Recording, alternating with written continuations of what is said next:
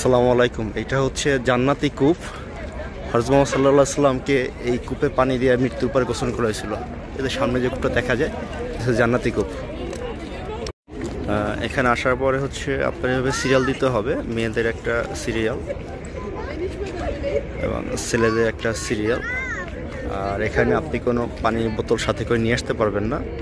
তারা আপনাকে গ্লাস দিবে, আপনি গ্লাসে করে হচ্ছে নিজে যতটুকু মন চায় আপনি পানি খেতে পারবেন এবং ওই গ্লাসে করেই আপনি যতটুকু ইচ্ছে সাথে করে নিয়ে আসতে পারবেন, কিন্তু কোনো প্রকার বোতল আপনি এখানে ইউজ করতে পারবেন না।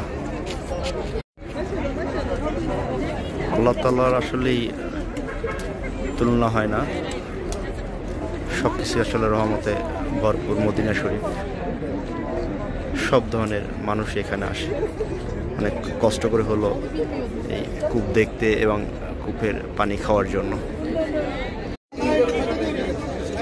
আলহামদুলিল্লাহ, এইটা হচ্ছে এন্ট্রি গেট। পুরুষ এক সাইড দিয়ে ঢুকে আর মহিলারা হচ্ছে এক সাইড দিয়ে ঢুকতে হয়।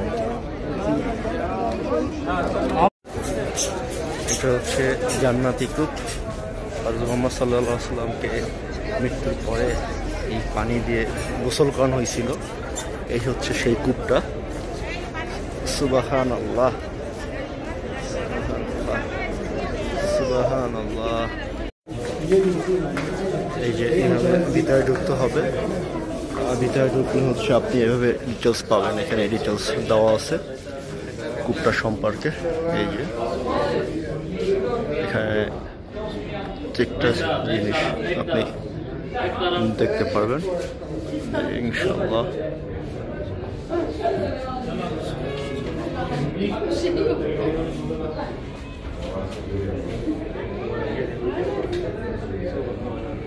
সুবহানাল্লাহ।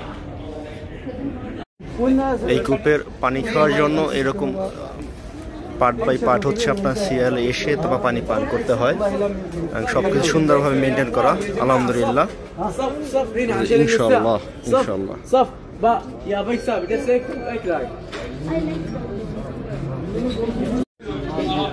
কত দূর থেকে, কত দূর দূরান্ত থেকে কত দেশের মানুষ এখানে আসে শুধু এটা দেখার জন্য এবং হচ্ছে গিয়ে পানি পান করার জন্য। Brother, another one? One, this one.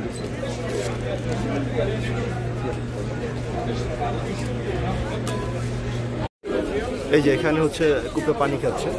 এই যে এটা হচ্ছে পুরুষদের জন্য, এই যে পুরুষদের জন্য, ওইটা হচ্ছে মহিলাদের জন্য। এই যে মহিলাদের জন্য।